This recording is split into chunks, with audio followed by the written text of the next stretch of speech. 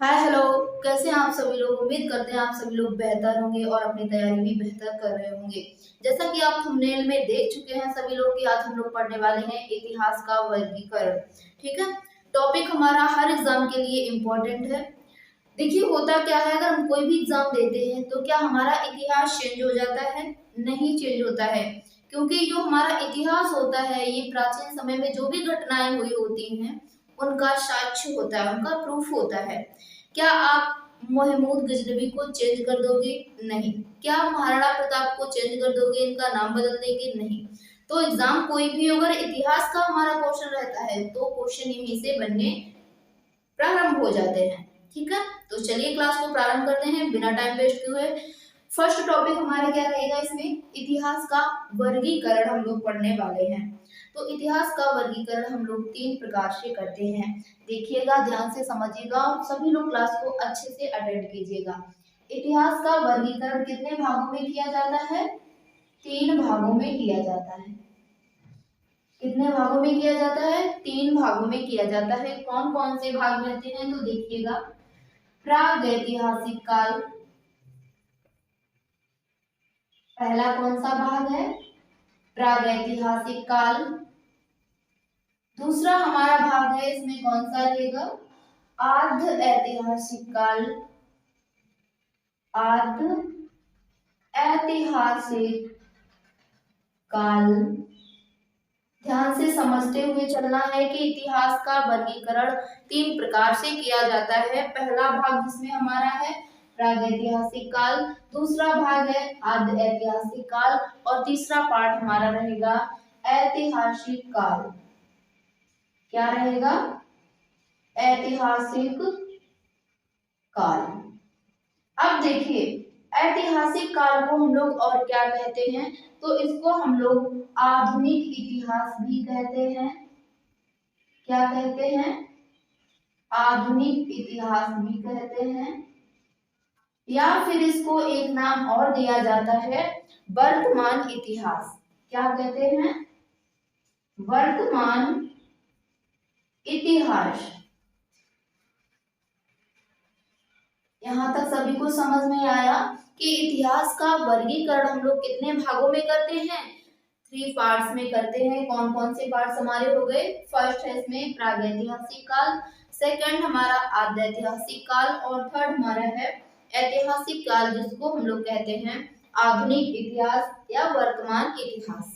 ठीक है। तीन पार्ट हमारे कंप्लीट हो गए। लेकिन लेकिन क्वेश्चन हमारा कहां से बनेगा? ध्यान इस पॉइंट पर देना है।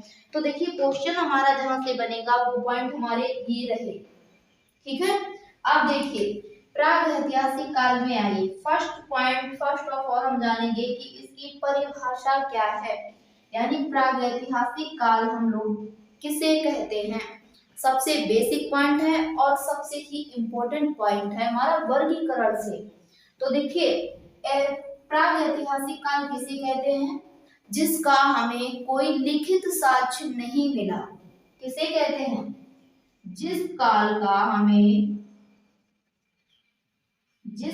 का कोई लिखित साक्ष्य नहीं मिला। ध्यान से समझते हुए चलना है। क्या है? लिखित साक्ष्य नहीं मिला। ठीक है। तो उस काल को क्या कहा गया? उस काल को प्रागैतिहासिक काल कहा गया। जिस काल में हमें कोई लिखा पढ़ी का काम नहीं मिला उस काल को प्रागैतिहासिक काल कहा गया। सेकेंड पॉइंट हमारा इसी में बनता है कि इस काल में हमें किसी प्रकार के लिपि के साक्ष्य नहीं मिले।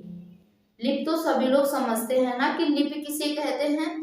किसी भी भाषा की जो लिपि होती है, जैसे कि हिंदी की हमारी लिपि देवनागरी है, उर्दू की और इसी प्रकार की हमारी अंग्रेजी की रोमन है, पंजाबी की गुरमुखी है।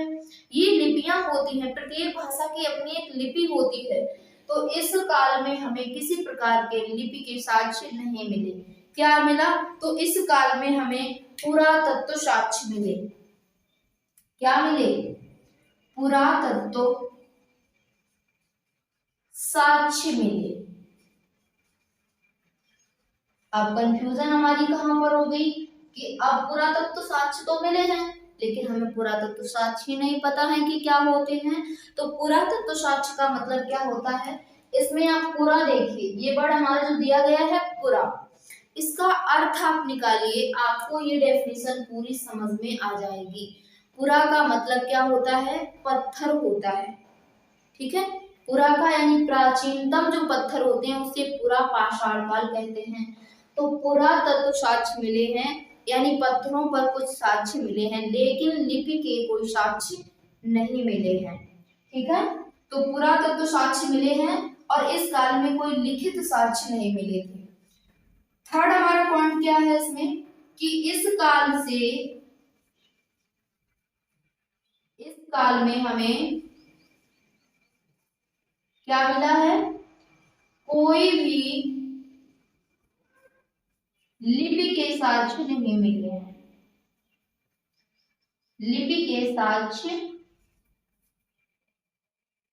नहीं मिले हैं।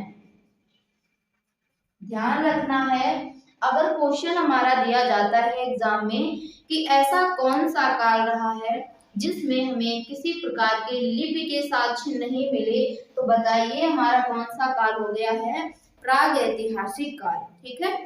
कौन सा काल है, प्राग ऐतिहासिक काल है। सेकंड इसमें आता है हमारा आद्य ऐतिहासिक काल। हमारा प्रागैतिहासिक काल कंप्लीट हो चुका है, जिसमें हम लोग डिटेल जान चुके हैं। अभी हम लोग और डिटेल से इसके बारे में बात करेंगे, सिर्फ हमने डेफिनेशन की बात की है, ठीक है। तो हमारा जो आद्य ऐतिहासिक काल है इसे कहते हैं आद्य ऐतिहासिक काल, पॉइंट है ना। तो देखिए, आद्य ऐतिहासिक काल कहते हैं, इस काल में हमें कोई भी लिखित साक्ष्य नहीं मिला था, लेकिन जब हमारा आद्य ऐतिहासिक काल आया तो इसमें क्या हुआ, हमें लिखित साक्ष्य मिला, लेकिन आज तक पढ़ा नहीं जा सका। तो उस काल को क्या कहा गया, आद्य ऐतिहासिक काल कहा गया। डेफिनेशन क्या है कि लिखित साक्ष्य मिला, लिखित साक्ष्य मिला, लेकिन पढ़ा नहीं जा सका, पढ़ा नहीं जा सका। किस काल में, आद्य ऐतिहासिक काल में। अब आप लोग इतिहास में बताइए कोई ऐसा पॉइंट जो हमें लिखा मिला लेकिन हम लोग उसे पढ़ नहीं पाए, ऐसा कौन सा पॉइंट रहा है, ऐसा कौन सा चैप्टर रहा है। तो हमारा एक चैप्टर आता है, याद कीजिएगा, सिंधु घाटी सभ्यता। कौन सा है, सिंधु घाटी सभ्यता। जो हमारी सिंधु घाटी सभ्यता यानी इंडस वैली सिविलाइजेशन है, इसको हम किस काल में रखेंगे, आद्य ऐतिहासिक काल में रखेंगे। इसका एक रीजन है रखने का, क्या है कि इस काल में हमें जो लिपि मिली थी, सिंधु घाटी सभ्यता की लिपि क्या थी, भाव चित्रात्मक थी। भाव चित्रात्मक का मतलब होता है कि भाव के माध्यम से जो चित्र बने थे उनको हमने समझा, तो उस लिपि को कहा गया भाव चित्रात्मक। देखिए, लिपि हमने पढ़कर नहीं समझी थी इस काल में, किस प्रकार से समझी है, भाव के माध्यम से। जैसे कि हमें कहीं पर एक व्यक्ति मिला और हल चलाता हुआ मिला, तो हमने क्या कह दिया कि इस काल में जो व्यक्ति था, मानव था, वो कृषि भी करता था। तो हमने, देखिए, हमें बना मिला है मानव और हल, क्या पता उसको फोटो खिंचवानी हो हल पकड़ के, है ना। जैसे कि आज ट्रेंडिंग हमारा चल रहा है, कोई भी चीज होती है तो व्यक्ति उसको ऐसे पोज दे के फोटो खिंचवाता है ना, इस प्रकार से पोज दे के फोटो खिंचवाता है। तो देखिए, इस प्रकार से क्या पता इसको फोटो खिंचवाने का शौक होना, लेकिन ऐसा नहीं था। क्या था, यहाँ पर इन लोगों ने सेंस लगाया है कि अगर व्यक्ति हल चला रहा है तो वह प्राचीन समय में क्या करता होगा, कृषि करता होगा, ठीक है। तो हमने भाव के माध्यम से समझा है, हमें कहीं लिखा नहीं मिला कि यह किसान है, खेती करता है, हमें कहीं लिखा मिला नहीं। तो ये कौन सी सभ्यता है, सिंधु घाटी सभ्यता है, और ये सभ्यता हमारी आद्य ऐतिहासिक काल के अंतर्गत आती है। एक क्वेश्चन यहाँ से हमारा इंपॉर्टेंट बनता है, सुनिएगा आप लोग, कि आद्य जो हमारी सिंधु घाटी सभ्यता है ये किस काल की सभ्यता है? तो आद्य ऐतिहासिक काल की सभ्यता रही है। ठीक है, चलिए ऐतिहासिक काल में हमें क्या मिला है? लिखा भी मिला है। क्या हुआ? लिखा भी मिला और हम लोग पढ़ भी पाए, यानी पढ़ा भी गया। तो वो कौन सा काल था? ऐतिहासिक काल था। इसमें हम रख सकते हैं, क्या रख सकते हैं? आधुनिक इतिहास भी रख सकते हैं, जैसे कि अकबर हुआ, हुमायूं हुआ, बाबर हुआ, इल्तुतमिश हुआ। इनका हमें जो इतिहास है वो लिखा भी मिला कि इनकी मृत्यु कब हुई थी, इनके पिता का नाम क्या है, इनका राज्य जो था ये कहाँ से कहाँ तक था। ठीक है, और भी जो इनके फैक्ट रहते हैं वो सारे हमें लिखे मिले और हम उन्हें पढ़ भी पाए। तो इसलिए इसको कहा गया है ऐतिहासिक काल। तीनों काल समझ में आ गए? अब देखिए, अगर नहीं समझ में आए तो परेशान नहीं होना है। इसमें एक लॉजिक हमारा रहेगा जिसके माध्यम से हम आपको समझाएंगे कि हमें किस प्रकार से पता चलेगा कौन सा काल जिसमें हमें लिखा मिला या जिसमें नहीं लिखा मिला या जिसमें लिखा मिला पढ़ भी पाए। समझिएगा, मान के चलिएगा जो हमारा इतिहास है ये एक पिता है। क्या है? इतिहास एक पिता है और उस पिता के एक पुत्र है और उस पुत्र का नाम क्या है? प्राग ऐतिहासिक काल है। यहाँ तक कंप्लीट हुआ कि एक पिता है इतिहास और उस पिता के एक पुत्र है जिसका नाम है प्राग ऐतिहासिक काल। अब देखिए ये पुत्र कैसा है? जब पुत्र का जन्म हुआ तो वो नाबालिग है, छोटा है। अब क्या हुआ? पुत्र छोटा है तो इसने, जब छोटा बच्चा होता है क्या वो किसी प्रकार का लिख सकता है, पढ़ सकता है कोई भी वर्ड? नहीं। तो अभी छोटा बच्चा है, ना तो इस काल में वो लिख सकता है ना पढ़ सकता है। छोटा बच्चा है, अभी अबोध बालक है। लेकिन क्या हुआ, जब ये बच्चा थोड़ा बड़ा हुआ, यानी कहाँ पर पहुंचा? आद्य ऐतिहासिक काल में पहुंचा। अब क्या हुआ? इस काल में बच्चा स्कूल गया। यहाँ पर कैसा था? शैतान बच्चा था, ना पढ़ता लिखता कुछ नहीं था, इसलिए ना हमें यहाँ से कोई लिखित साक्ष्य मिले ना ही ये साक्ष्य पढ़े गए। लेकिन आद्य ऐतिहासिक काल में क्या हुआ कि ये बच्चा जब शैतान हो गया तो इसके पिता ने क्या कहा कि इसका स्कूल में एडमिशन करवा दीजिए। एडमिशन होगा तो ये कुछ ना कुछ तो पढ़ाई करेगा वहां पर। तो जब ये बच्चा स्कूल गया, ध्यान से समझना, जब ये बच्चा स्कूल गया तो इसने क्या कहा? इसको टीचर ने पढ़ाना प्रारंभ किया और टीचर हमारे जैसे मिल गए। उन्होंने कहा कि बेटा आप इस तरह से आ बनाइए। ठीक है, इस तरह से हमने बताया, लेकिन बच्चा छोटा था, उसके हाथ सही से नहीं थम रहे थे, उसने आ इस तरह से बना दिया। ठीक है, इस तरह से आ बना दिया। अब बताइए उसने आ बनाया है, लेकिन क्या हम इसको आ पढ़ेंगे? अगर हमने उसको बताया है कि आ इस तरह से बनाइए, वो आ बना रहा है, तो सिर्फ हम जानते हैं कि इसने आ वर्ड बनाया है। अगर आपको दिखा दिया जाए कि ये वर्ड क्या है तो आप इसे पढ़ सकेंगे? नहीं पढ़ सकेंगे। तो ये हमारा है आद्य ऐतिहासिक काल कि बच्चे ने लिखा तो है, थोड़ा समझदार हुआ, लेकिन जो उसने लिखा वो हमने पढ़ा ही नहीं, पढ़ ही नहीं पाए, तो वो हमारा आद्य ऐतिहासिक काल हुआ। ठीक है, अब ये बच्चा जब लिख पढ़ यहाँ से इसने प्रारंभ कर दिया था पढ़ना, कुछ टाइम हुआ तो इसने आ भी बहुत अच्छा बनाया और इसने लिखा भी और इसको पढ़ भी पाया। ठीक है, अब बच्चा इस काल में पढ़ लिख गया है, उसकी जॉब लग गई है, तो ये कौन सा काल हो गया है? ऐतिहासिक काल हो गया है। जब आप अच्छे से पढ़ेंगे लिखेंगे तो आपका क्या बनेगा? इतिहास बन जाएगा कि उसका बच्चा था, अच्छे से उसने पढ़ाई की, उसकी जॉब लग गई। ठीक है, चलिए तो ये तीनों काल समझ में आ गए कि इस काल में बच्चे का जन्म हुआ, अबोध है, इसलिए ना वो पढ़ पाया ना लिख पाया, किसी प्रकार के लिखित या पढ़ित साक्ष्य में नहीं मिले थे। इस काल में जब बच्चे को स्कूल भेजा तो उसने लिखना तो प्रारंभ किया, बट इस प्रकार से लिखा कि हमने पढ़ ही नहीं पाया, तो वो हमारा आद्य ऐतिहासिक काल था। थर्ड ऐतिहासिक काल, इसमें बच्चा समझदार हो गया, उसने पढ़ाई लिखाई अच्छे से की और जॉब ले, तो अब बच्चा समझदार हो चुका है, तीनों काल समझ में आ चुके हैं। अब हम लोग फर्स्ट काल पढ़ेंगे, इसमें प्राग ऐतिहासिक काल। इसको सभी लोग मेन हेडिंग बनाइए और नोट कीजिए। चलिए, तो ये था हमारा इतिहास का वर्गीकरण। लेकिन इतिहास के वर्गीकरण से पहले इसमें एक पॉइंट और हम लोग जानेंगे। उस पॉइंट को कहेंगे भारतीय इतिहास को। जो हमारा भारतीय इतिहास है इसको एक व्यक्ति हुए हैं जिन्होंने 3 भागों में डिवाइड किया है। ये हमारा इतिहास का वर्गीकरण है जिसे हम लोग प्रागैतिहासिक काल, आद्य ऐतिहासिक काल और ऐतिहासिक काल 3 भागों में डिवाइड किया। लेकिन जो हमारा भारतीय इतिहास है इसको भी 3 भागों में डिवाइड किया गया है। तो वो भाग भी हमारे लिए इम्पोर्टेंट रहते हैं, फैक्ट भी हमारे वहां से इम्पोर्टेंट मिलेंगे, तो उनको भी समझते हुए चलना है। ठीक है, चलिए अगला पॉइंट हमारा क्या रहेगा, भारतीय इतिहास का वर्गीकरण। जो हमारे भारत का इतिहास है इसका भी वर्गीकरण हम लोग करेंगे। अगला फैक्ट क्या है, भारतीय इतिहास का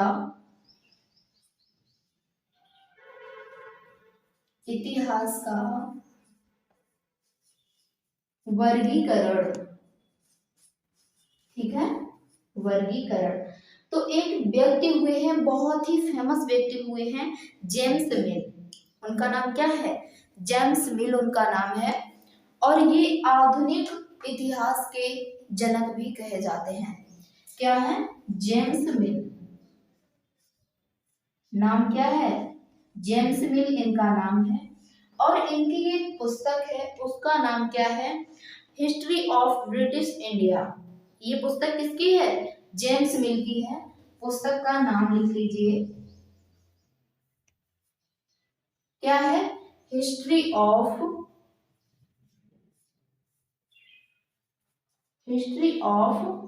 ब्रिटिश इंडिया। तो देखिए हमारा 2 पॉइंट हमारे बन चुके हैं। अगर क्वेश्चन आता है कि भारतीय इतिहास का वर्गीकरण किसके द्वारा किया गया है, जेम्स मिल के द्वारा किया गया है। और किस पुस्तक में भारतीय इतिहास का वर्गीकरण किया गया है, तो हिस्ट्री ऑफ ब्रिटिश इंडिया। इस पुस्तक में भारतीय इतिहास को 3 भागों में डिवाइड किया गया है। कितने भागों में, 3 भागों में विभाजित किया गया है। ठीक है, 3 भागों में विभाजित किया गया है। अब हमें पार्ट देखने हैं, कौन कौन से पार्ट हैं। किया किसने है, जेम्स मिल ने किया है। किस पुस्तक में, हिस्ट्री ऑफ ब्रिटिश इंडिया।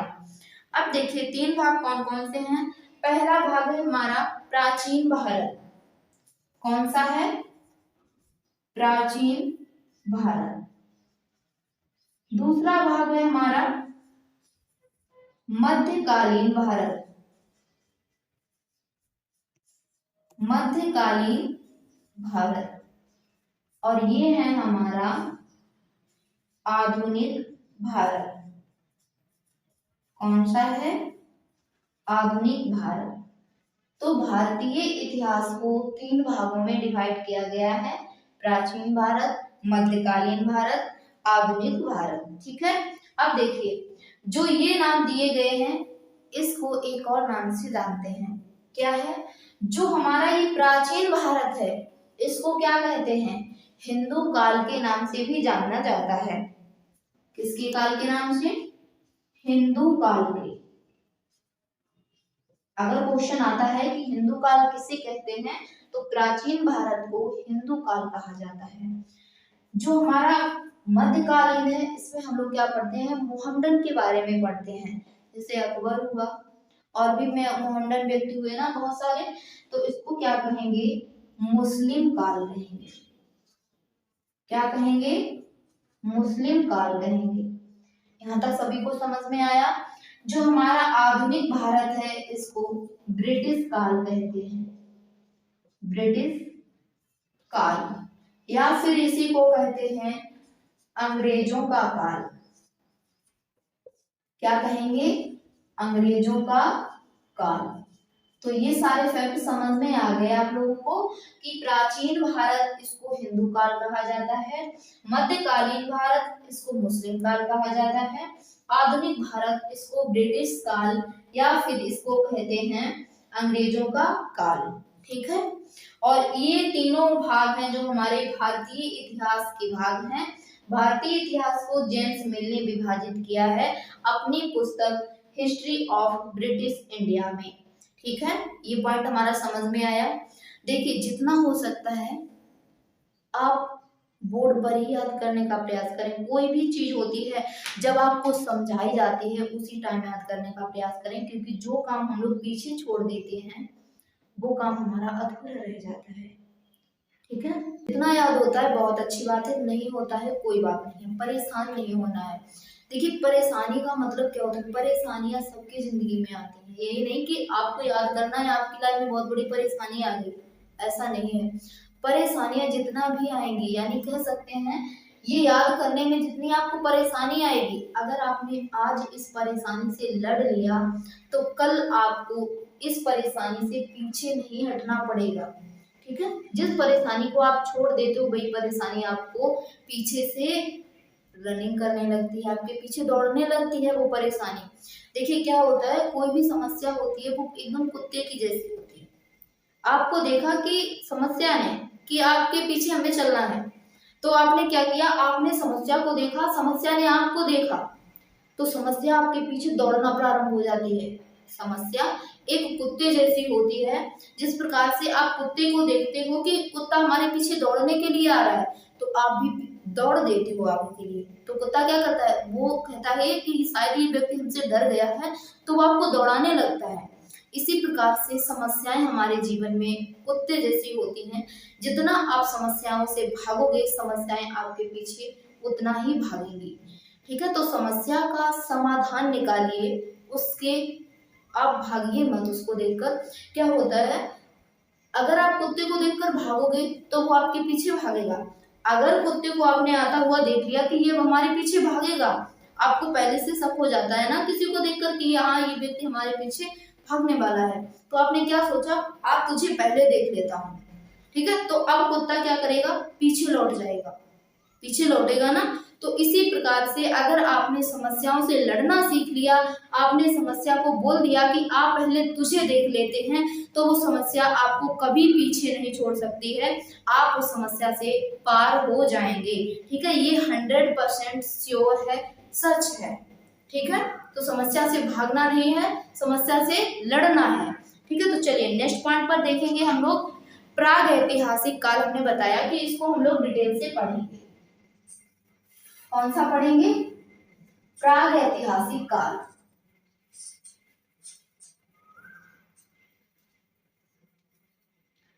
कौन सा काल है हमारा, प्राग ऐतिहासिक, प्राग ऐतिहासिक काल। अब बताइए सबसे पहले प्राग ऐतिहासिक काल के बारे में हमें किसने बताया था, इंपॉर्टेंट पॉइंट हमारा बनता है। तो देखिए सबसे पहला तो पॉइंट हमारा ये है कि इसको क्या कहते हैं, इसका अन्य नाम क्या है। तो इसको प्री हिस्टोरिक एज भी कहते हैं। क्या कहते हैं, प्री हिस्टोरिक एज कहते हैं। किसको कहते हैं, प्राग ऐतिहासिक काल को प्री हिस्टोरिक एज कहते हैं। अब देखिए इसको उद्घाटित करने का जो श्रेय है ये किसको जाता है, तो प्राइम रोज को जाता है। क्या अगला पॉइंट है हमारा, उद्घाटित करने का श्रेय, उद्घाटित करने का श्रेय किसको जाता है, प्राइम रोज को जाता है। किसको जाता है, प्राइम रोज को जाता है। अब ये प्राइम रोज थे क्या, तो ये एक अंग्रेज थे। क्या थे, अंग्रेज थे। ठीक है, अगर क्वेश्चन आता है कि प्रागैतिहासिक काल को उद्घाटित करने का श्रेय किसको दिया जाता है, प्राइम रोज को दिया जाता है, जो कि एक अंग्रेज व्यक्ति थे। अब देखिए प्रागैतिहासिक काल में हुआ क्या था, तो 1842 ईस्वी में, कब, 1842 ईस्वी में कर्नाटक के रायचूर जिले से, कहां से, कर्नाटक के रायचूर जिले के, जो कर्नाटक है उसमें एक रायचूर जिला है, क्या है, रायचूर जिला, और उस जिला में एक स्थान है, उस स्थान का नाम क्या है? लिंगशुगर। क्या है? लिंगशुगर नामक स्थान से, लिंगशुगर नामक स्थान से क्या प्राप्त हुआ था?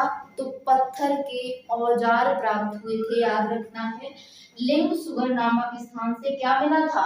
पत्थर के औजार मिले थे, या फिर इनको बोलते हैं पाषाण कालीन औजार। पाषाण कालीन औजार हमें कहां से प्राप्त हुए थे? तो कर्नाटक के रायचूर जिले के लिंगशुगर नामक स्थान से हमें क्या मिला था? पाषाण कालीन औजार प्राप्त हुए थे। यहाँ तक सभी को समझ में आया है? पाषाण कालीन मतलब होता है पत्थर के औजार, यानी पाषाणों का काल। पाषाणों का काल इसलिए कहा गया है क्योंकि हमें पत्थर के औजार प्राप्त हुए थे यहाँ से। ठीक है, तो अगर कभी क्वेश्चन आता है कि पाषाण कालीन औजार सर्वप्रथम हमें किस काल में प्राप्त हुए थे? प्रागैतिहासिक काल में हुए थे। कहां से प्राप्त हुए थे? तो कर्नाटक के रायचूर जिले के लिंगशुगर नामक स्थान से प्राप्त हुए थे। अब देखना ये है कि कौन कौन से औजार थे। औजार कौन कौन से थे? तो देखिए इसमें औजार थे, पत्थर के फलक थे, पत्थर के छुरे थे और तीर थे। क्या क्या थे? पत्थर के फलक, पत्थर के छुरे, पत्थर के छुरे और तीर। देखिए पत्थर से क्या क्या औजार बनाए जाते थे? पत्थर के फलक थे और पत्थर के छुरे भी बनाए जाते थे और पत्थर के तीर भी बनाए जाते थे। ठीक है, तो इस प्रकार से ये सारे औजार हमें पाषाण कालीन यानी प्रागैतिहासिक काल से प्राप्त हुए हैं। अब देखिए जब ये औजार हमें प्राप्त हुए, एक मिनट इसके पहले औजार के वो देख लीजिए, औजार किस किस प्रकार के थे। तो देखिए कोई भी औजार हमारा, ये बड़ा औजार था, ये छोटा औजार था, फिर ये उससे छोटा औजार था और ये फिर उससे छोटा औजार था। तो इस प्रकार से हमें पाषाण कालीन जो पत्थर थे वहां से हमें ये औजार प्राप्त हुए थे। ठीक है, तो इस प्रकार से उन औजारों की बनावट थी। छुरे किस टाइप में बनते थे? तो छुरे पत्थर के इस टाइप में यहाँ ये पतला कर देते थे पत्थर को घिस के। तो इस प्रकार से जब ये पतली नोका हो जाता था तो ये पत्थर का छुरा बन जाता था। तीर क्या होता था? तीर तो आप सभी लोग जानते हैं ना। इस प्रकार से ये कुछ पत्थर यहाँ पर मोटा रहता था लेकिन जो आगे का हिस्सा होता था ये पतला कर देते थे, तो ये पत्थर का तीर बन जाता था। फलक क्या होता है? इस प्रकार से पूरी शिला होती है जिसमें ये भाग पूरा प्लेन कर देते हैं, ये पत्थर का फलक होता था। अब ये बताइए कि जो ये पत्थर के औजार बनाते थे ये किस कार्य में लाते थे? तो ये शिकार करने के काम में लाते थे। जैसे कि पत्थर का छुरा हुआ, ये भी शिकार के काम में आता था। पत्थर का तीर हुआ, इससे भी शिकार की जाती थी। ठीक है, तो ये मानव जो था इस काल में पूरी तरह शिकार पर डिपेंड था। ठीक है, इसीलिए इसको इन औजारों की आवश्यकता पड़ी और अब आत्मरक्षा के लिए भी औजार बनाने पड़े इन लोगों को। ठीक है, चलिए अब देखिए अधिक संख्या में ये औजार मिलने के कारण, अधिक संख्या में पत्थर के औजार मिलने के कारण इस काल को क्या कहा गया? पाषाण काल कहा गया। क्या कहा गया? पाषाण काल कहा गया। और जो पाषाण काल है इसको 3 भागों में डिवाइड किया गया है। कितने भागों में विभाजित किया गया है? 3 भागों में विभाजित किया गया है, जिसमें हमारा पहला भाग रहेगा पुरा पाषाण काल, दूसरा भाग रहेगा मध्य पाषाण काल और तीसरा भाग रहेगा हमारा कौन सा? नव पाषाण काल। तो ये तीनों पाषाण काल हम लोग नेक्स्ट टर्म में पढ़ेंगे। तो आज की क्लास हम लोग यहीं पर समाप्त करते हैं, फिर मिलेंगे नेक्स्ट क्लास।